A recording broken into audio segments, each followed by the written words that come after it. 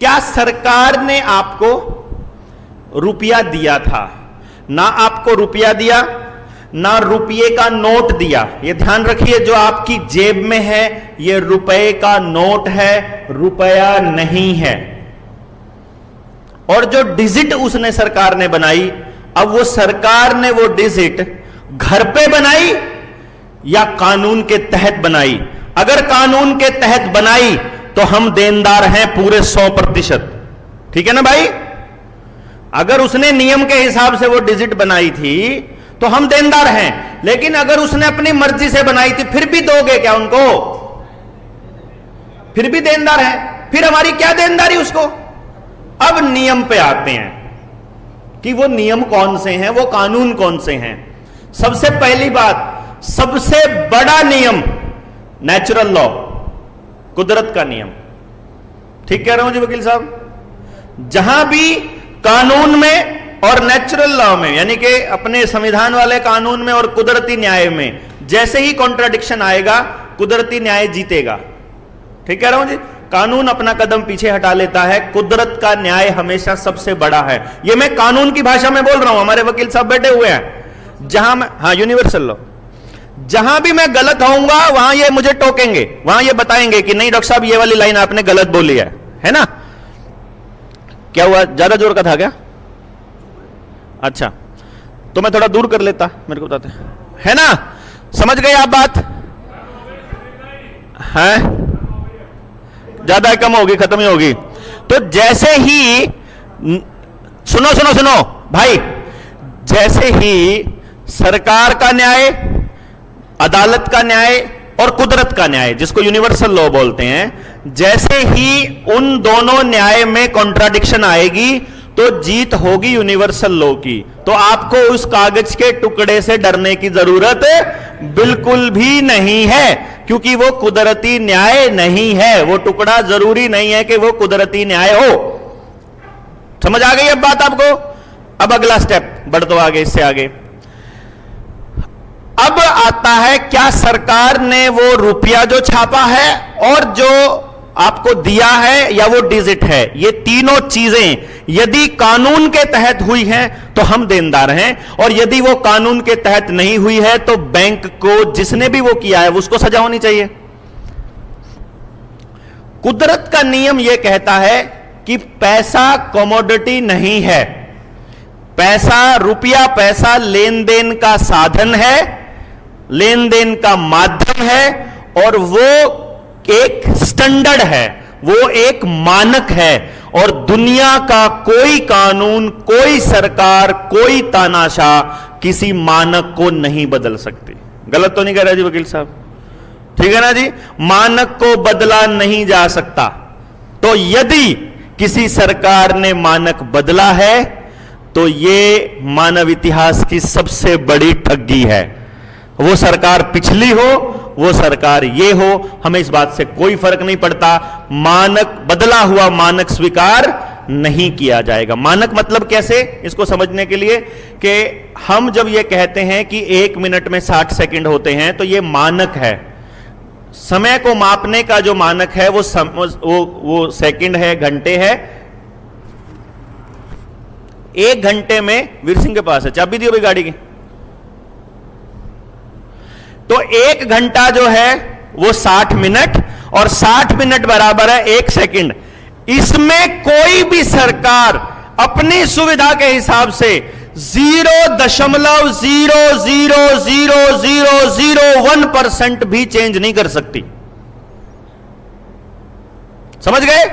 मतलब इतना सा भी चेंज नहीं किया जा सकता। यह नियम है, यह यूनिवर्सल लॉ है, यह सब द्वारा प्रभाषित, प्रमाणित और सब द्वारा स्वीकार किया गया नियम है।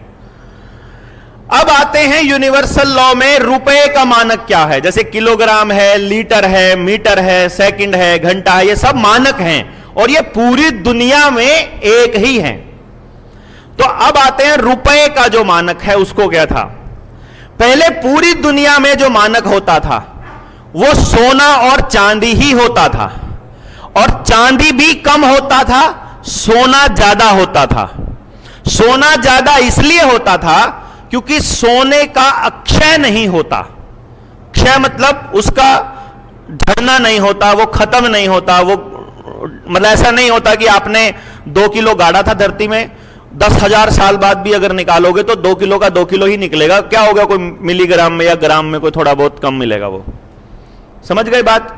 लोहा अगर आप दबा देते हो तो क्या पता मिले ही ना, लोहे का वो अबरक मिले नीचे, वो क्योंकि उसको जंग लग जाता है लोहे को, तो वो धीरे धीरे झड़ता रहता है, वो पाउडर में चेंज होता रहता है। मालूम है ना आपको ये सब। तो सोना इसीलिए लिया गया था, इसीलिए सोने की कीमत रखी गई थी कि ये खत्म नहीं होता है तो इसको रखो तो ये ऐसे ही रखा रहेगा। इसलिए नहीं कि इसमें कीमत जैसा क्या है यूज तो नहीं, उसका कुछ ऐसा नहीं होता समाज के अंदर, सिर्फ इसलिए था कि यूज वैसे कुछ करना नहीं है। थोड़ा मिलता है समाज में तो थोड़ा, कोई चीज ज्यादा मिलती है, हर कहीं जगह मिल जाएगी जो चीज, मान लो मिट्टी हर जगह मिल जाती है, उसको क्यों नहीं मानक बनाया, तो हर कोई जितनी मर्जी इकट्ठी करता रहेगा, तो वो मानक नहीं हो सकता मिट्टी के प्रकार के हिसाब से। सोने का एक प्रकार है 24 कैरेट का सोना, वही एक स्टैंडर्ड है। तो जो शुद्ध सोना है वही हमारा मानक है। क्लियर हो गया। इसको हजारों साल से मानव सभ्यता ने अपनाया, इसी को इस्तेमाल किया, इसी के हिसाब से लेन देन चालू किया। ये लेन देन चालू करने का जो पर्पस था, उसका उद्देश्य था, वो ये था कि किसी के साथ शोषण ना हो।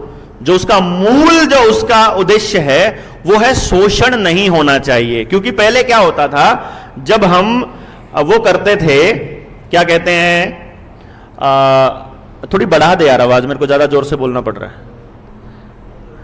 नहीं, वो ज्यादा जोर से बोलना पड़ रहा है, मेरे को फीलिंग नहीं आ रही। तो जो ये है, अभी ठीक है, अभी ठीक है, अभी ठीक है, मैं दूर कर लूंगा, अगर ज्यादा चुभेगी तो मेरे को इशारा कर देना। ऐसे ही थी, मैंने जोर पास से बोल दिया, फिर ऐसे बोलूं, चलो ज्यादा नजदीक से बोल देता हूं। तो जो मानव ने जो इसको एक्सेप्ट किया था, उसको इसलिए एक्सेप्ट किया था कि किसी के साथ शोषण ना हो। पहले क्या होता था, हम लोग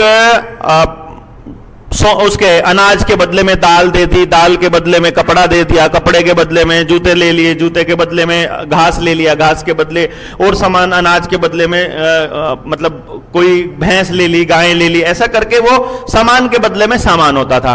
अब किसी को तो घड़ा बनाने में लगे थे 2 दिन, और किसी को वो अनाज पैदा करने में लगे 3 महीने 4 महीने। तो वो कितना समय उसको लगा उसको पैदा करने में, और उसको कितना समय और मेहनत लगी।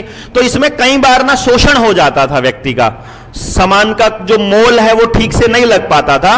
तो इंसान ने फिर आपस में तय करके पूरी दुनिया के अंदर एक स्टैंडर्ड बना लिया कि एक काम करते हैं, किसी भी चीज की कीमत का जो मानक है वो सोने के हिसाब से तय कर लेंगे। छोटे छोटे सिक्के बना लेते हैं, सिक्के का एक रेट फिक्स कर लेते हैं, उसका एक वजन, रेट नहीं वजन फिक्स कर लेते हैं कि भाई 1 तोला सोना लेना है, 1 तोला तांबा, तांबे के भी सिक्के चले थे, तांबे को भी बनाया उन्होंने। तो तांबा लेना है या सोना लेना है या चांदी लेनी है, कि वो रखेंगे, एक चांदी का मोल इतना रखा जाएगा, उसके अनुपात में ही, ये ध्यान रखिएगा हमेशा, सोने चांदी तांबा सिक्का किसी का भी लो, उनका आपस में अनुपात भी फिक्स था। जैसे 10 चांदी के सिक्के के बराबर में 1 सोने का सिक्का, तो यानी कि आप 10 चांदी के सिक्के दो या 1 सोने का सिक्का, बराबर बात है, वो अनुपात भी बराबर था। तो कीमत उसके हिसाब से तय होती थी, लेकिन जो स्टैंडर्ड था वो सोना था। समझ आ गई बात आपको। चाहे चांदी का सिक्का हो, चाहे तांबे का सिक्का हो, चाहे कागज का टुकड़ा हो, चाहे आपका वायदा पत्र हो, चाहे जो मर्जी हो, स्टैंडर्ड कौन रहेगा? सोना रहेगा। उसी के बदले में, उसी के पैरेलल में वैल्यू रखी जाएगी। यह आदमी ने मान लिया। अब एक बात मानो, आदमी इसको एक्सेप्ट कर चुका है। शेरशाह सूरी ने 700 ईस्वी में इसका एक लिखित कानून प्रावधान बना दिया। यानी यह कोई 700 ईस्वी में नहीं चला सोना, यह चला आ रहा है तब से, जब से हमने वस्तु विनिमय खत्म करके एक कीमत रखनी शुरू करी, तब से चला आ रहा है। हड़प्पा संस्कृति के समय से चला आ रहा है, उससे भी पहले से चला आ रहा है, जब से मानव है चल रहा है। हाँ, मोहनजोदड़ो में भी इसके प्रमाण मिलते हैं कि हम सोने और चांदी के सिक्कों में विनिमय करते थे। तो यह लिखित नहीं था, लेकिन कहीं भी लिखित पहली बार शेरशाह सूरी ने इसको किया, और बाद में अंग्रेजों ने इसको यूं का यूं एक्सेप्ट कर लिया। ज्यों का त्यों।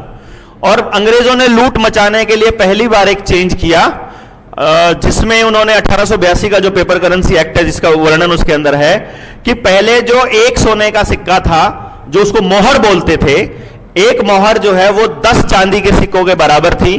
तो उन्होंने पहली जो बड़ी लूट चालू करी मिलावट की, वो ये करी कि एक मोहर 15 चांदी के सिक्कों के बराबर रख दी। तो उससे चांदी की जो वैल्यू थी वो घट गई सीधी सीधी। समझ गए ना कितने प्रतिशत घटी, कैलकुलेशन कर लेना। लेकिन वो जैसे ही मान लो सोने का एक सिक्का कितने रुपए का माना जा रहा है, 10 रुपए का। तो चांदी के 10 रुपए अगर रखे हुए हैं तो एक सोने का सिक्का उसको मिलने वाला है, सोने की मोहर मिलने वाली है, सिक्का नहीं मोहर मिलने वाला है ना। समझ गए बात आप। अब इसके घर में रखे हुए हैं, मान लो हम ये मान के चलते हैं 10 और 15, 150 मान लेते हैं, दोनों का एलसीएम मान लेते हैं। वैसे 75 भी चलेगा, 90 भी चलेगा, लेकिन हम 90 पे नहीं जाते, हम 150 पे मान लेते हैं। किसी के पास 150 चांदी के सिक्के रखे हुए हैं, 150, तो उसके पास शुरू में कितने रुपए रखे, तो कितनी मोहर बनेगी उसकी, 10 मोहर बन गई। यानी जिसके घर में 150 चांदी के सिक्के रखे हैं, वो ये मान रहा है कि मेरे पास 15 मोहर का सामान रखा है, 10 का नहीं भाई, 15 का, क्योंकि 10 चांदी के सिक्कों के बराबर एक मोहर है। तो 150 चांदी के सिक्कों में 15 मोहर हो गई। ठीक है। अब जैसे ही, और एक और बात ध्यान रखना, मोहर का वजन भी 1 तोला है और चांदी के सिक्के का वजन भी 1 तोला है। समझ गए। यानी 15 चांदी के सिक्के इकट्ठे करे तो उसको जो है वो 10 चांदी के सिक्के इकट्ठे करे तो एक सोने की मोहर उसको मिलेगी। अब उसके पास जब 150 चांदी के सिक्के हैं तो वो क्या मान रहा है कि मेरे पास कितना सोना रखा हुआ है, 15 मोहर के बराबर, यानी 15 तोले सोना है उसके पास। अचानक से कानून आ गया रात को और कह दिया कि कल से 15 चांदी के सिक्कों के बराबर एक मोहर मिलेगी। तो जिस आदमी को पहली रात 150 चांदी के सिक्कों के बदले में 15 सोने की मोहर मिलनी थी, 15 तोले सोना मिलना था, उसको अगली सुबह उठेगा, सुबह उठते ही वो 10 तोले सोना हो जाएगा उसकी कीमत। नहीं समझे। ये जो पहली लूट अंग्रेजों ने करी, ये चुपचाप पेपर में कर दी, पब्लिक को बताए बिना। समझ गए। पब्लिक घर में दिन रात डंगरों में लगी है, अपने काम में लगी है, वो अपना मेहनत कर रही है, लेकिन वो रुपए को रुपया मान रही है, वो सोने को सोना मान रही है, और वो ये मान रही है कि इतने चांदी की, इतने सोने की मेरी ये कीमत है, इसकी ये वैल्यू है, और वो उसको वैल्यू को लेके चल रही है। उसे नहीं मालूम है, क्योंकि तब तक हमको नहीं पढ़ना सिखाया था। हमारे जो पुरखे थे, जो आजादी के बाद या जिन्होंने आजादी की लड़ाई लड़ी और आजादी के बाद जिन्होंने कुछ चिंतन किया, तो उन्होंने क्या कहा कि हम अपने बच्चों को पढ़ना सिखाएंगे, क्योंकि इन्होंने जितनी ठगी करी कागज के टुकड़ों के साथ ही बदलाव करके, तो हमने अपने बच्चों को पढ़ाना शुरू किया। तो हमने जब पढ़ाना शुरू किया तो हमारे वकील खड़े होने लगे। आप देखोगे आजादी की लड़ाई लड़ने वालों में कितने सारे वकील ही वकील थे, क्योंकि उनको कानूनों का पता था। तो ये बात हमारे पुरखों को जब समझ में आएगी, आजादी की लड़ाई वकील क्यों लड़ पाए, क्योंकि वकीलों ने कानूनों को पढ़ लिया और उन्होंने देखा कि आदमी का जीवन का जो स्तर है वो इन्होंने कैसे खोया।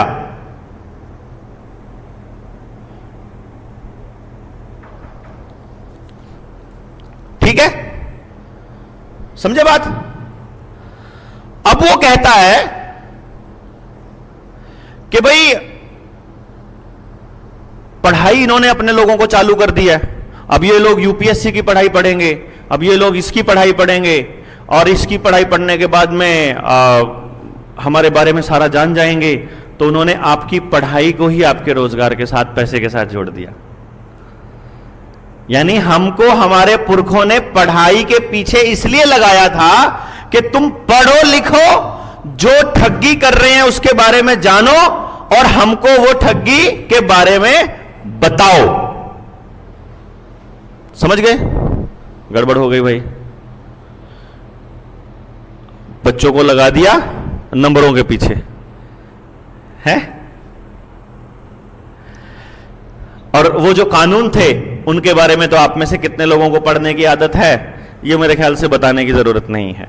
और जो वकील बने हुए हैं, आप एडवोकेट साहब बता देंगे कि कोर्ट में जो वकील बने हुए हैं उनमें से कितने लोग कानूनों को पढ़कर वकील बने हैं और कानून के साथ कैसे खड़े होते हैं। वो काम चला रहे हैं क्योंकि उनको काम करना है, वो सिर्फ काम कर रहे हैं, उसको काम की तरह लेते हैं वकालत को।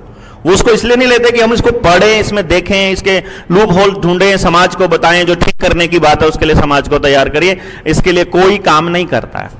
यानी कि जो टीचर्स बनाए वो भी नौकरी करने चले गए, जो वकील बनाए वो भी बिजनेस करने चले गए, जो इंजीनियर बने वो अपना काम करने चले गए, तो सब पैसे के पीछे दौड़ा दिए। लेकिन असलियत में पैसे को समझना किसी को नहीं सिखाया, इकोनॉमिक्स को भी नहीं सिखाया। अभी भाई ने जो मुझे पर्ची दी उसमें बोला कि शेरशाह सूरी तो 1500 ईस्वी में आया होगा, अंग्रेजों से पहले ही आया था। हाँ, 1540 में आया था, तो 700 वाला गड़बड़ है कहीं ना कहीं, क्योंकि वो जो किताब अपने पास है उसके अंदर 700 ईस्वी का जिक्र मेरे ख्याल से किया हुआ है। हाँ, लेकिन लिखित रूप में जो है वो शेरशाह सूरी नहीं किया, तो 700 ईस्वी को ठीक कर लेना, उसको ठीक कर लेना, लेकिन शेरशाह सूरी कन्फर्म है। हाँ, ठीक है ना। अच्छा, एक बात बताइए, अब रुपया बन गया अपना, पहली लूट चालू हो गई। अंग्रेजों को सबसे पहले समझ में आया कि इस देश के लोग इतने मूर्ख हैं, ये सोचते नहीं है, ये बोलते नहीं है, इनको लूट लो।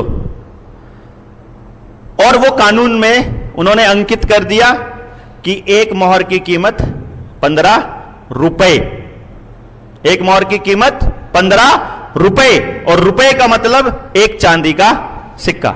उस टाइम पर चांदी और सोने की जो रेशो हो गई, जो 1:10 होती थी, वो 1:15 हो गई, सीधी सी बात, ठीक। और वो लिख दिया पेपर करेंसी एक्ट 1882 में, जो कि आज भी चलन में है, जिसको अभी तक रिपील नहीं किया गया है। लेकिन सरकारें खेलती हैं एक खेल में, कैसे कि जब खेती के 3 कानून आए तो तीनों कानूनों के अंदर एक बात बड़ी स्पष्ट लिखी हुई थी, जिसमें आज कोई कानून बनाएगी सरकार तो हर कानून में वो बात लिखी आती है।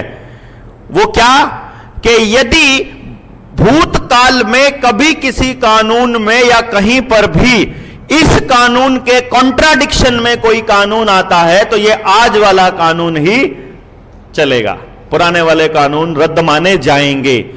तो ये आप स्वीकार कर लोगे? आप स्वीकार कर लोगे कि मतलब जितना पीछे लूट हुई है ये लूट आगे जारी रहेगी, तो आप स्वीकार कर लोगे? ये वैसे ही खड़ा होना पड़ेगा जैसे किसान खड़े हुए थे।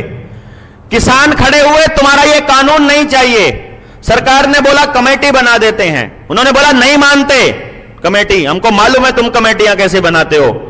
उन्होंने बोला सुप्रीम कोर्ट कमेटी बनाएगी। सुप्रीम कोर्ट में स्वयं संज्ञान लेते हुए बोला कि देश में माहौल खराब ना हो, तो सुप्रीम कोर्ट ने कहा कि आइए हम कमेटी बनाते हैं। तो किसानों ने कहा नहीं चाहिए तुम्हारी कमेटी, क्योंकि मालूम था कि सुप्रीम कोर्ट कैसे काम करती है। किसानों को सुप्रीम कोर्ट की कमेटी को भी मानने से मना कर दिया, तब जाकर के वो खड़े रहे कि नहीं चाहिए मतलब नहीं चाहिए। समझ गए ना बात? अपने को इस लेवल पर अगर जा सकते हैं अपन, तो अपन जीत सकते हैं कि नहीं चाहिए मतलब नहीं चाहिए, तुम्हारा कोई कानून मानून कोई नहीं, मतलब नहीं तो नहीं, नेगोशिएशन का कोई मतलब नहीं है। वो अड़े रहे तो वो तीनों कानून वापस हुए। तो आज थोड़ा बहुत लड़ने की पोजीशन में आज हम आए, हम लोगों को पता चला। तो अगली पीढ़ी को लड़ने के लिए जागृति की जरूरत है, जागृति के लिए लंबे संघर्ष की जरूरत है, लंबे संघर्ष के लिए लंबे समय तक सड़कों पर बैठने की जरूरत है, ताकि उस सभा के अंदर आप अपने बच्चों को लेकर के आए, आप अपनी घरवालों को लेकर के आए, आप अपने घरवालों को वहां उस स्टेज से जब बताया जाता है वो सारी समझ आए। जो समझ आपको आज पता चली है, ये समझ समाज के हर आदमी को तब आएगी जब ये मुद्दे सड़क के ऊपर चर्चा का विषय बनेंगे। और ये चर्चा का विषय तब तक नहीं बनेंगे जब तक हम में से कुछ लोग जेल नहीं जाते, कुछ लोगों की बलि नहीं चढ़ जाती, कुछ लोगों की टांगें नहीं टूट जाती, कुछ लोगों को ऐसी तैसी नहीं हो जाती, तब तक नहीं होगा। ये होगा मतलब आप पहले से मान के चलो, हमारे साथ आओगे तो टंगड़ियां तोड़वाने के लिए आओगे, समझे ना? हम लोग कोई मौज कराने नहीं चले हैं आप लोगों की, ऐसी तैसी कराने चले हैं। इस वाली पीढ़ी की ऐसी तैसी होगी तो अगली पीढ़ी बचेगी, नहीं तो बचने का कोई रास्ता है नहीं, क्योंकि वो फिर कर देंगे। एक कागज के टुकड़े के बराबर हो गया सोना, फिर कागज का टुकड़ा हो गया सोशल क्रेडिट स्कोर के बराबर। फिर अभी वो क्या कह रहे हैं कि जितनी वैल्यू आपके इस रुपए की है उतनी ही ई स्कोर की होगी, ई रुपए की होगी, है ना? ऐसा बोल रहे हैं ना। लेकिन इंटरनेट पे चलने वाला रुपए की और आपके हाथ में जो कागज का टुकड़ा उसकी वैल्यू सेम कैसे हो जाएगी? उसको तो जब चाहे एक्सपायर कर देंगे। वो आपका हाथ वाला रुपया तो पड़ा हुआ है, वो तो जिंदगी भर पड़ा रहेगा। समझेगे बात? अब उन्होंने क्या किया? उन्होंने जिस टाइम पर, वो मेरा फोन लेकर के आना, जिस टाइम पर इन्होंने एक कार्रवाई चालू करी कि भाई अभी देश के अंदर बहुत बुरे हालात हो गए हैं और देश की जो जनता है वो बड़ी गुस्से में है, वो आपको किसी भी हाल में इस देश में राज करने नहीं देगी, तो अब आपको ये देश छोड़ करके जाना ही पड़ेगा। उस टाइम से पहले, आजाद करने से पहले ये लोग क्या कर चुके थे हमारे साथ में? ये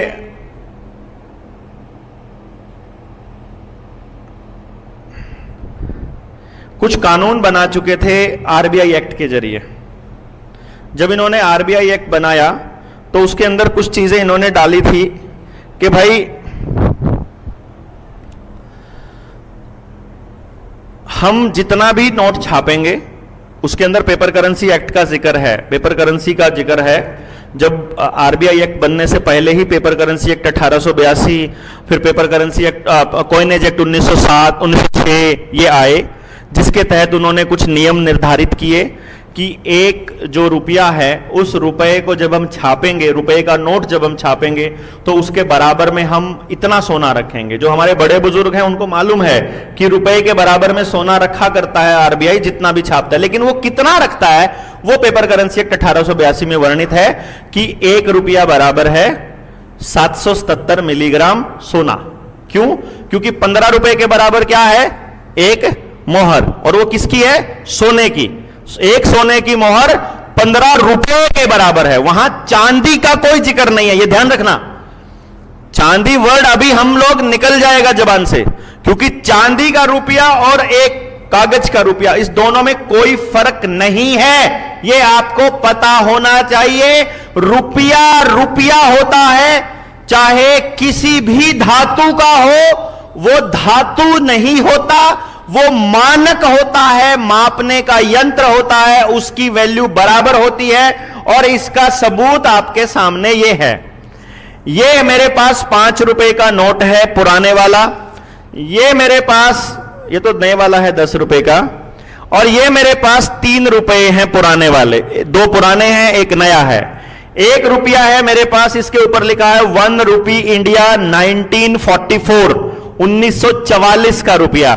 इसमें 50% चांदी मिक्स है और 50% अशुद्धि है इसके अंदर।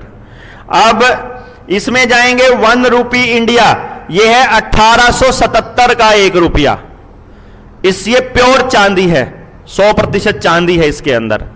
और ये 1 रुपया है मेरे पास, इसके ऊपर लिखा है रुपया भारत, और ये 1900 कुछ रुपए का, 2000 का शायद ये है, 2021 का। ये छोटा सा वाला आता है ना, जो छोटा सा आजकल आता है, इतना सा। ये 1 रुपया आजकल का 1 रुपया है। तो ये 3 रुपए मेरे पास हैं। आप कभी भी चांदी का सिक्का लीजिए, कोई भी पुराना सिक्का आपके पास पड़ा हो, आपके पुरखे छोड़कर गए हों, और बैंक चले जाइए और बैंक जाकर के उसको बोलिए मुझे जमा कराना है अपने खाते में। क्योंकि हम ये टेस्टिंग कर चुके हैं, प्रैक्टिकल कर चुके हैं, इसलिए आपको बता रहे हैं और इसलिए बताने की हमारी हिम्मत है। हम जब इन रुपयों को लेकर जाते हैं, 3 रुपयों को, तो ये बैंक में जब हम जमा कराते हैं तो बैंक में ये 3 रुपए में ही जमा होता है। समझ आई बात? ये चांदी में जमा नहीं होता है। इसमें अगर 1 तोला चांदी है प्योर, तो ये प्योर चांदी में जमा नहीं होता है। उसमें 50 मिल, अगर 50% चांदी जिसमें है, वो 50% चांदी में जमा नहीं होता है। वो कितने में जमा होता है? 1 रुपए में। इसका मतलब उस टाइम का 1 रुपया 1897 का हो, 1877 का हो, यानी कि अंग्रेजों के टाइम का 1 रुपया और आज का 1 रुपए की वैल्यू बैंक के मुताबिक बराबर है। तो ये इसका मतलब फिर ये कॉइनेज एक्ट अगर 2011 को वो लोग कह देंगे कि ये कॉइनेज एक्ट 2011 बना दिया और पुराने वाले निरस्त हो गए, तो पुराने वाला रुपया क्यों नहीं निरस्त हुआ? नहीं समझे? मतलब कानून उनको सूट करता है निरस्त करना, तो कर दिया, लेकिन चांदी का रुपया लेने से मना नहीं करेगा बैंक। वो ये नहीं कहेगा कि वो तो कानून चला गया, वो नहीं लेंगे। वो रुपये की वो, क्योंकि वो आपका असली रुपया वही है। ये जो आपको पकड़ा दिया ये नकली रुपया है। जैसे आपके मोबाइल में आपके कंप्यूटर स्क्रीन पर जो डिजिट्स हैं ये नकली हैं, ये रुपया नहीं है, ये खाली डिजिट हैं। वैसे ही सरकार को ये मालूम है, इसीलिए उन्होंने क्या किया, ये सोने चांदी के सिक्के जब लिए, अब आप सोचो आपके दादाजी के पास 100 चांदी के सिक्के हैं, चांदी का रुपया, अब रुपया बोल देते हैं, दादा के टाइम पे वो चांदी का ही है, हम ये मान के चलते हैं, ठीक है। उनके पास 100 रुपए हैं। सरकार ने क्या किया, 100 रुपए उन्होंने बैंक में जमा कराए, तो सरकार ने उनको 100 रुपए का एक नोट दिया।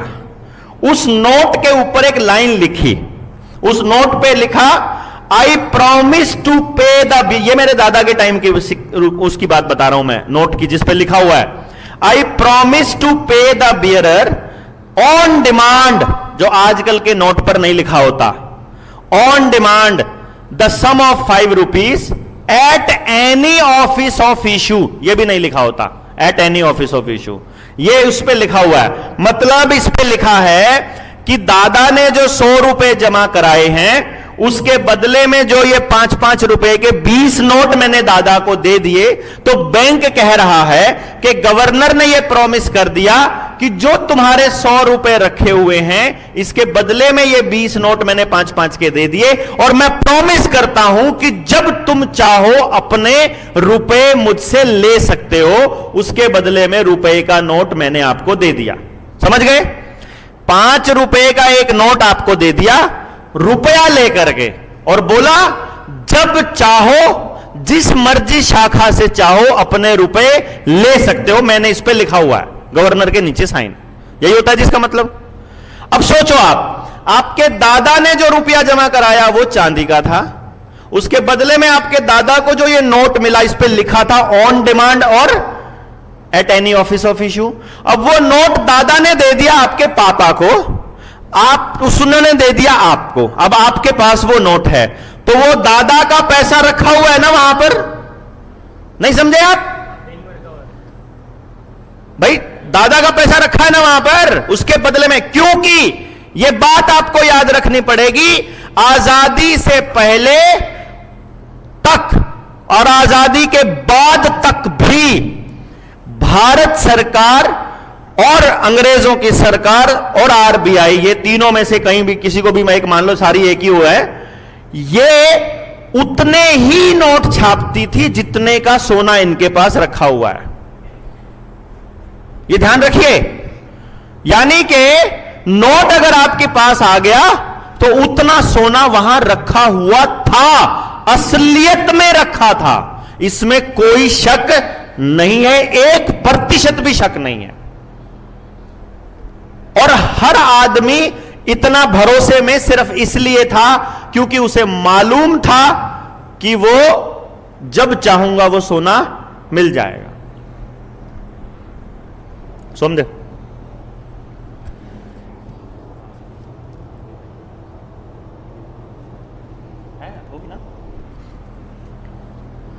समझे आप बात? तो आपके पास उसमें वो वाला पेज देना मुझे खोल करके, जो जिसमें आजादी के बाद 3-4 पेज के बाद का दे देना, मैं अपने आप खोल लूंगा। तो जब आपके पास, आप में से किस किस ने वो पढ़ी है रुपए का इतिहास किताब, जो वर्मा जी की किताब है? 8-10 लोगों ने पढ़ी है। जिन्होंने नहीं पढ़ी है वो मुझसे मांग लेना आप, ठीक है ना? अभी मैं जब आपने सबने मैसेज कर दिया, किस किस ने नहीं किया है आप मैसेज करके मुझे ग्रुप में ज्वाइन हो जाइए। आप तो पहले से ही है, जिन्हें उनको जरूरत नहीं है, जो पहले से हमारे ग्रुप में है, ट्रेंड वाले ग्रुप में, जो लेवल 1 वाला जो ट्रेंड वाला ग्रुप है उसमें जो नहीं है। तो मैं ये आपको जो बता रहा था, जिसके लिए मैंने ये उठाया है, ये अभी बता दूंगा। लोक हो जाएगा क्या? हाँ ठीक है, यहीं पर। तो ये मैं आपको थोड़ा सा बता दूं कि अंग्रेजों के उस टाइम पर इस देश के अंदर जितने नोट चलन में थे उतना ही बराबर का सोना, 777 मिलीग्राम के हिसाब का सोना बैंकों के पास जमा था। अब दादा के जो ये 5 रुपए का नोट है, इसके बदले में सोना दादा ने रखा है। अब आज बैंक में जाओ, ये 5-5 के 20 नोट जमा करा दो, तो आपको क्या मिलना चाहिए? 100 रुपया मिलना चाहिए। 100 रुपया, 100 रुपए के बराबर का सोना आपको मिलना चाहिए। 100 रुपए के बराबर का सोना कितना है उस कानून के हिसाब से? 777 मिलीग्राम सोना 1 रुपए में है, तो 100 रुपए में आपके पास हो गया 77,700 मिलीग्राम सोना, यानी कि ग्राम में गिनोगे तो 77.7 ग्राम सोना। 77.7 ग्राम को अगर तोले में कन्वर्ट करोगे 11.66 में, तो लगभग 7 तोले सोना, लगभग 7 तोले सोना आपको मिलेगा। और 7 तोले सोने की आज की कीमत बनती है लगभग 4.5 लाख रुपए के करीब, 4,80,000 के आसपास बनेगा, जितना सोना बनेगा। कहने का मतलब है, यानी रुपया नहीं, नोट, ये जो, यानी कहने का मतलब है आपके जो 100 रुपए हैं उसकी कीमत इन्होंने जो कागज का टुकड़ा आपको दे रखा है उसके 4800 रुपए के बराबर है 1 रुपए की कीमत। समझ गए ना? कहने का मतलब यह हुआ कि 100 रुपए की कीमत लगभग 4,80,000 रुपए के नोट जो रिजर्व बैंक ने हमको दिए हुए हैं, यही रिजर्व बैंक ने दिए हुए हैं। तो अब आप सोचो कि बैंक अगर आपसे ये 5-5 रुपए के 20 नोट ले ले 100 रुपए में, तो जो जमा वाली पर्ची आएगी उस पर क्या लिखेगा? वो 100 रुपए। और जब आपको वापस देगा, जब आपने लेना होगा, तो या तो वो 100 सिक्के देगा, ये वाले लोहे वाले, या फिर 100 रुपए का एक नोट दे देगा। और जो नए वाला नोट है उस पर ना तो ऑन डिमांड लिखा हुआ है और ना ही एट एनी ऑफिस ऑफिशियल लिखा हुआ है, और सरकार ये कहती है कि नए वाले नोट के बराबर सोना नहीं है। समझ गए?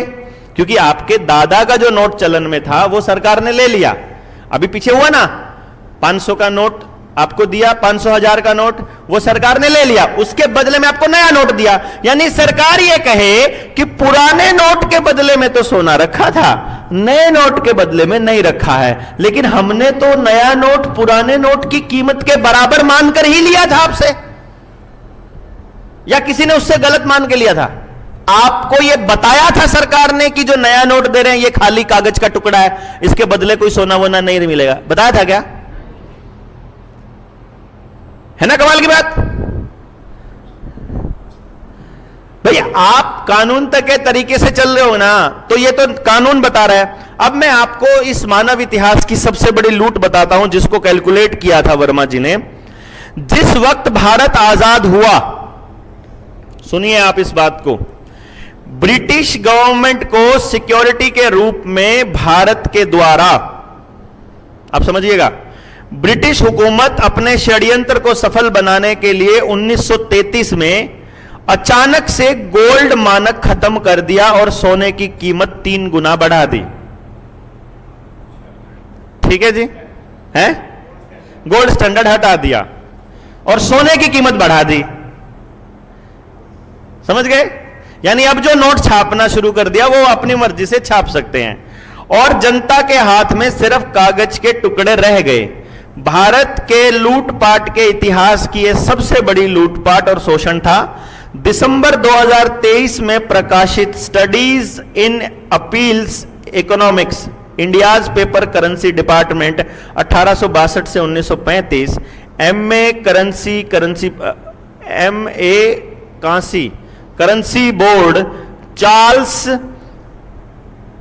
बिंट्रेउब एंड कूट स्टूलर द्वारा जॉन हॉपकिंस यूनिवर्सिटी ब्रिटेन की शोध ग्रंथ के अनुसार, यह उस रिसर्च पेपर का हवाला दिया हुआ है, 1962 से 1935 तक ध्यान दीजिएगा, सॉरी 1862 से 1935 तक ब्रिटिश गवर्नमेंट को सिक्योरिटी मनी के रूप में भारत द्वारा 37,440 करोड़ वैध रुपया, यहां वैध चलेगा, लीगल रुपया कौन सा था? लीगल रुपया जिसके बराबर का सोना सरकार के पास रखा है, यानी सिक्योरिटी मनी के रूप में 37,440 करोड़ रुपया दिया गया। और इस रुपए को यदि गोल्ड स्टैंडर्ड के बदले में देखा जाए तो यह बनता है लगभग 43 करोड़ 67 लाख 160 किलो शुद्ध सोना। समझ गए? जो पेपर करेंसी छपी उसके बदले में जो गोल्ड स्टैंडर्ड रखा हुआ था, उस गोल्ड स्टैंडर्ड के बदले में जो गोल्ड सरकार ने ब्रिटिश हुकूमत को दिया वो था 43 करोड़ 67 लाख 160 किलो शुद्ध सोना। और कमाल की बात क्या होती है, 1947 आते आते भारत आजाद होता है और आजाद होने के बाद में अंग्रेजी हुकूमत एक करार करती है। उस करार के मुताबिक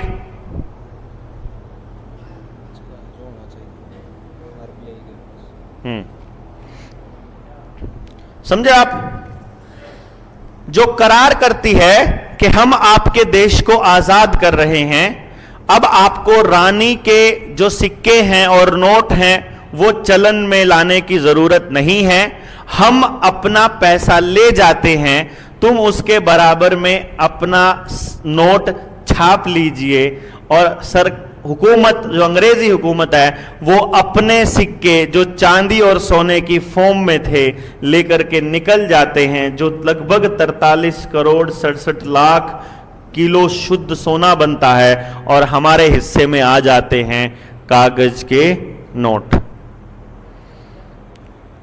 चूंकि उस वक्त नेताजी सुभाष चंद्र बोस इस मुद्दे को उठाए हुए थे और उस वक्त उनका नया नया कत्ल किया गया था, इसी मसले को लेकर के उनको मौत के घाट उतारा गया। अगर ये बता देते कि सरकारों ने उनके साथ षड्यंत्र किया है तो खलबली मच जाती। और जो नेताजी ने किया था उनको मालूम था कि कांग्रेस, जो उस दौर की कांग्रेस थी, वो मैनेज्ड है। उनको मालूम था कि ये कॉम्प्रोमाइज करे हुए लोग हैं। जब कांग्रेस के अध्यक्ष पद से वो इस्तीफा देकर के निकलते हैं तो वो कहते हैं वहां पर अपने एक वक्तव्य के अंदर कि ये सारे के सारे लोग अंग्रेजों के साथ मिलकर के षड्यंत्र कर रहे हैं और हम इनके साथ में नहीं करेंगे। तो वो वहां से जब वो जाते हैं, जब इस पूरे खेल को समझने के लिए, तो वो हिटलर के पास पहुंचते हैं, क्योंकि हिटलर को भी ये सारा गेम मालूम था। उसको मालूम था कि इजराइल ही सब कुछ करवा रहा है, ये यहूदी ही सब कुछ करवा रहे हैं। और उन यहूदियों के खेल को समझने के बाद जब वो भारत में आकर के, या भारत को जब देखता है कि भारत में तो अंग्रेजों का राज है और गुलाम देश का कोई कानून अगर हम लोग बनाते हैं तो वो वैलिड नहीं होगा, तो बर्मा जाकर के बर्मा के कानून के हिसाब से आजाद हिंद सरकार बनाता है, आजाद हिंद सेना बनाते हैं, आजाद हिंद रुपया बनाते हैं, और तब वो अपने आप को, भारत को आजाद घोषित करते हैं और आजाद भारत के वो पहले प्रधानमंत्री बनते हैं। वो उस वक्त यहां पर अंग्रेजों का राज चल रहा था और उनको मालूम था कि ये इस आदमी ने अगर आकर के देश की जनता को सब बता दिया तो खलबली मच जाएगी, तुम्हारे कपड़े नहीं छोड़ेंगे, इंग्लैंड जाकर के भी नहीं छोड़ेंगे। और अगर इसकी सच्चाई देखो, यदि आज भारत का नागरिक अपने उस रुपए का हिसाब मांगे कि तुमने जो पेपर करेंसी हमको दी हुई है और जो हमको प्रॉमिस किया हुआ है, जिसको तुम खाने की बात कहते हो, तो ये सारा का सारा पैसा अगर वापस आ जाता है तो 125 करोड़ की जनसंख्या यदि भारत की मान ली जाए, जिसको वो 130 140 करोड़ कभी कभी बोलते रहते हैं, तो जो कैलकुलेशन है वो 125 करोड़ की है। तो जो इस टोटल को जब हम डिवाइड करते हैं तो हर व्यक्ति के हिस्से में लगभग 349.36 यानी कि 350 यानी लगभग 350 ग्राम सोना आता है। हर व्यक्ति के, यानी आपके घर में अगर 5 लोग हैं तो लगभग 17 किलो सोना आपके हिस्से में आता, 1700 ग्राम, यानी 1.25 किलो सोना, यदि वो हमारे, इसीलिए हमको सोने की चिड़िया कहा जाता था, इसलिए हम सबसे समृद्ध देशों में शामिल होते थे। 1860 तक हमारे देश की जीडीपी पूरी दुनिया की जीडीपी का 25% अकेली होती थी। सारी दुनिया का एक्सपोर्ट हमारे यहां से जाता था। हमारा हर आदमी जो गांव में था, हर आदमी के हाथ में काम था, एक भी आदमी बेरोजगार नहीं था, हर आदमी उत्पादन का हिस्सा था। वो जो भी कर रहा था उसका उत्पादन कर रहा था। जब पूरा गांव उस उत्पादन से बेनिफिट ले ले, उसके बाद जो सरप्लस बचता था वो शहरों में भेजा जाता था, और फिर शहरों की जरूरत पूरी होने के बाद जो बचता था वो विदेशों में भेजा जाता था। हम इतना उत्पादन करते थे कि पूरी दुनिया में 48% कारोबार पर अकेले भारत का हिस्सा था। और ये हमको बंजारों का और सपेरों का देश बोलते थे अंग्रेज यहां आकर के। ये इसका एक ही कारण था कि हमारी व्यवस्था गांव पे आधारित थी और डिसेंट्रलाइज थी, और हर गांव की अपनी ताकत थी। हमने ताकत को किसी सरकार को नहीं दे रखा था। हमने ताकत किसी एमएलए, एमपी, डीसी का कोई औकात ही नहीं होती थी पुलिस वाले की गांव में घुसने की। भाई साहब, पुलिस वाला गांव में घुसता था तो ये तो हो गई है, हुआ क्या, ये आए कौन है पुलिस वाले, पुलिस क्यों आई है, ऐसा तो सोचते थे। पुलिस का काम ही नहीं था कोई गांव के अंदर। यह व्यवस्था थी हमारी, और उस व्यवस्था को उन लोगों ने धीरे धीरे धीरे करके खत्म कर दिया। अब जब रुपए पे बारी आती है तो यहां पर आज भी पेपर करेंसी एक्ट 1882 चलन में है। आज भी अगर आप जाओगे, आरबीआई एक्ट जिसके तहत आपको ये नोट मिले हुए हैं, आरबीआई एक्ट के अंदर धारा 25 में यह लिखा हुआ है कि कोई भी दुनिया का आदमी भारत की पेपर करेंसी के साथ छेड़छाड़ नहीं कर सकता। उसमें यह लिखा हुआ है कि वह आप रुपए को डिवैल्यूएट नहीं कर सकते। आईपीसी की धारा 489 में लिखा हुआ है कि जो भी व्यक्ति रुपए के वैल्यू के साथ छेड़छाड़ी करेगा, जो उसकी वैल्यू को घटाने की कोशिश करेगा, या घटे हुए रुपए के साथ में वो काम करेगा, या वो घटे हुए रुपए में लेन देन करेगा, तो वो व्यक्ति जो है वो 8 साल से लेकर आजीवन कारावास तक का भागी होगा। कहने का मतलब यह हुआ कि आपको अगर मैं ये बता दूं कि जो रुपया आपकी जेब में, जिसको आप रुपया मान के बैठे हो, ये नकली है, तो ये रुपया, इसका मतलब सारे जेल जाओगे। जिसने बनाया वो भी जाएगा, जो यूज कर रहा है वो भी जाएगा। अब आप सोचो, अब ये काम आता है, अब वकील साहब के जिम्मे आती है बात। तो आप वकील साहब मुझे एक बात बताइए, अगर आप किसी को अपना एफिडेविट दे देते हो तो क्या आप उसको बदल सकते हो? हाँ जी, नहीं बदल सकते जी? हाँ जी वकील साहब, नहीं बदल सकते। अगर बदल दें तो सजा है। ये बता रहे हैं कि यदि आप अपना दिया हुआ एफिडेविट बदल देते हो तो सजा है, और किसी और का बदल दो तो और गंभीर सजा है। अब वो कौन है जिसने गवर्नर का इस देश को दिया हुआ एफिडेविट बदल दिया? ये नोट प्रोमिसरी नोट है, प्रोमिसरी नोट एफिडेविट को ही कहते हैं। यही होता होगा जी, एफिडेविट प्रोमिसरी नोट ही होता है। प्रोमिस का नोट एफिडेविट होता है कि मैं ये वायदा करता हूं। वो वायदा का वचन खंड है जो गवर्नर ने आपको दिया है, उसको नहीं बदला जा सकता। तो अगर 1968 से पहले के नोट पर कुछ और लिखा है और आज अगर कुछ और लिखा है, तो अगले ही झटके में हमारा नोट नकली हो जाता है, क्योंकि वो ओरिजिनल नहीं है। और इसके दस्तावेज आरबीआई के आर्काइव से साइन करे हुए ऑफिशियल सर्टिफाइड कॉपी अपने पास है कि हां ये गड़बड़ हुई है। आज आप आरटीआई डालो, कमाल की बात देखो, मैं आपको बताता हूं। आरटीआई डालो, आरटीआई में आपको जवाब ही नहीं आएगा। आएगा तो गोलमोल आएगा। क्या आएगा? आरबीआई की वेबसाइट है, इधर जाओ, वहां जाके ढूंढ लो, एक ही जवाब आएगा। हमारे पास वो दस्तावेज पड़े हैं और माना आरबीआई ने कि हां हमने फ्रॉड किया हुआ है, हैं? नहीं दिया, हमको भी नहीं दिया। वो हुआ क्या, आरटीआई की अपील करते करते हम लोग सीआईसी पहुंच गए। सीआईसी में जाकर के वहां आरबीआई के जो डायरेक्टर थे उस टाइम के, उसके साथ में बहस हो गई। तो वहां जो सीआईसी के वो कमिश्नर थे, उन्होंने सामने बैठ के सवाल पूछ लिया। 30-40 मिनट बहस चली वर्मा जी की, और जब वो बहस के बाद में अंत में वो आरबीआई का डायरेक्टर बोलता, हम जी इनका सवाल समझ नहीं पाए थे, तो फिर अब क्या करें? अब जी हम ये ठीक कह रहे हैं, हाँ ये वचनखंड बदला हुआ है, तो इनको दीजिए इंफॉर्मेशन। तो जी हमारे आर्काइव में रखी हुई आ सकते हैं। तो उस दिन के बाद से हमारे को वर्मा जी को सबको खुली अथॉरिटी मिल गई आरबीआई से कि हम जब चाहें उनके आर्काइव में घुस के अपनी रिसर्च कर सकते हैं। तो हम वहां से सारे दस्तावेज, वो बाय चांस वहां एक आदमी ऐसा मिल गया जो किसी तरह से वर्मा जी को जानता था और वो नेक आदमी था, तो उसने वो आरबीआई कंपनी है, उसके शेयर होल्डर कौन कौन है, ये क्या क्या उन्होंने फ्रॉड किया, क्या क्या गड़बड़ी करी, क्या क्या सबूत, सारे सबूत जो कोर्ट में ये साबित करते हैं कि सरकारें और बैंकों ने मिलकर पूरे देश के साथ फ्रॉड किया है, वो सारे दस्तावेज की इतनी बड़ी कॉपी, इतनी कॉपियां अपने पास हैं, सब ले आए हम लोग, सब आ जाओ जरा को जितना मर्जी देखी जाएगी भाई।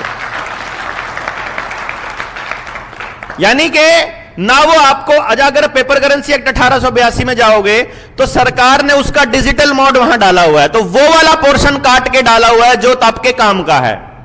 तो आपको ऑनलाइन कुछ नहीं मिलने वाला है।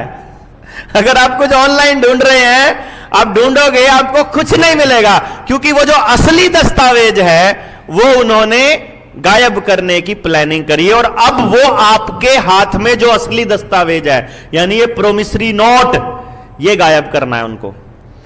5 और 500 और 1000 का नोट गायब करके डिजिटल लाना, लॉकडाउन में आपको डिजिटलाइजेशन की आदत पड़ना, उसके बाद आपको डिजिटल इंडिया के नाम का नारा देना, डिजिटल ही करेंसी के लिए प्रमोट करना, हर जगह क्यूआर कोड को प्रमोट करना, फिर 2000 के नोट का मार्केट से गायब कर देना। अभी आप मुझे यह बताइए, आप में से किस किस को पता है कि 2000 का नोट बंद हो रहा है 30 तारीख को? आप में से किस किस ने पढ़ा है उसको, नोटिफिकेशन को? बंद नहीं हो रहा है। आप उस नोटिफिकेशन को पढ़िए तो सही, उसमें लिखा हुआ है आप 30 तारीख तक 2000 का नोट बदलकर 500 के या दूसरे नोट ले सकते हो, लेकिन 30 तारीख के बाद भी आगामी आदेशों तक यह लीगल टेंडर बना रहेगा। और आप टीवी के अंदर जो है, आप टीवी में जो चला, आपने सोचा अब की बार 2000 का नोट बंद हो रहा, आपने मान लिया और आप कुछ बोले ही नहीं। और सरकार को यह पता था कि ये नोट बंद कर दिया तो अब की बार पब्लिक खड़ी होएगी, तो बंद नहीं किया है, सिर्फ आपको फीलिंग दिलाई है कि बंद कर दिया, आपने मान लिया और सब चल पड़े तो 2000 का नोट बदलने के लिए। मतलब कमाल की बात यह है, उस अगले ही दिन बैंकों में लोग पहुंच गए 2000 का नोट लेकर के, क्योंकि आदत ही नहीं है पढ़ने की। जो टीवी में चला मान लिया, गधों की तरह चल पड़ते हैं। नहीं, अरे पढ़ो तो सही, वो नोटिफिकेशन में लिखा गया उसका मतलब क्या है। हम समझे माहिए तो गड़बड़ हो गई, ऐसा कैसे कर सकता है 2000 का नोट? मैं भेजना मुझे नोटिस, वो भेजा तो उसका अंदर लिखा हुआ है कि ये तो लीगल नोट है। क्या यार, और हम देख रहे हैं पब्लिक को, जो भी जहां बैठे वहां 2000 का तो नोट बंद कर दिया सरकार ने। मैं कहा ये सारे बंद करने वाली है, ये 2000 का नोट बंद कर दिया, ऐसी फीलिंग और ऐसी चर्चा पूरे समाज में चले। सरकार ये चाहती है ताकि हर आदमी तक, गरीब आदमी तक ये मैसेज जाए कि सरकार कभी भी कोई सा भी नोट बंद कर सकती है, ताकि वो 500 का नोट धीरे धीरे मार्केट से 500 का नोट खत्म कर दे। जाओ बैंक में, बोलो बैंक से, अपने स्थानीय बैंक से, मुझे 5 लाख रुपया चाहिए, मुझे 10 लाख रुपया चाहिए। हाथ पैर फूल जाते हैं बैंक मैनेजर के, पैसा है नहीं बैंक के पास। वो आपको कहेगा दोपहर तक वेट करो, शाम तक वेट करो, पैसा आएगा तो आपको दूंगा। जो मैंने जमा कराया वो कहां है? जो मैंने जमा कराया था वो कहां है? वो तो जी दे दिया, किसको दे दिया? कोई और मांगने आया उसको दे दिया। यही बैंकिंग का काम है। बैंकिंग तो तुम कर ही नहीं रहे हो, तुम तो यहां LIC बेच रहे हो, लाइफ इंश्योरेंस बेच रहे हैं बैंक वाले, हर लोन के साथ में लोन दे रहे हैं और LIC मतलब लाइफ इंश्योरेंस बेच रहे हैं, दूसरा काम नहीं कर रहे हैं। वो कहते हैं जमा कराने भी ATM में जाओ, निकलवाने भी ATM में जाओ, कार्ड से जाओ, मोबाइल से निकलवाओ, बैंकिंग को छोड़ के सब कुछ बैंक में होगा। है ना? वसूली भी बैंक करेगा, गुंडागर्दी भी बैंक करेगा, कॉल सेंटर भी बैंक बनाएगा, सब कुछ बनाएगा। ये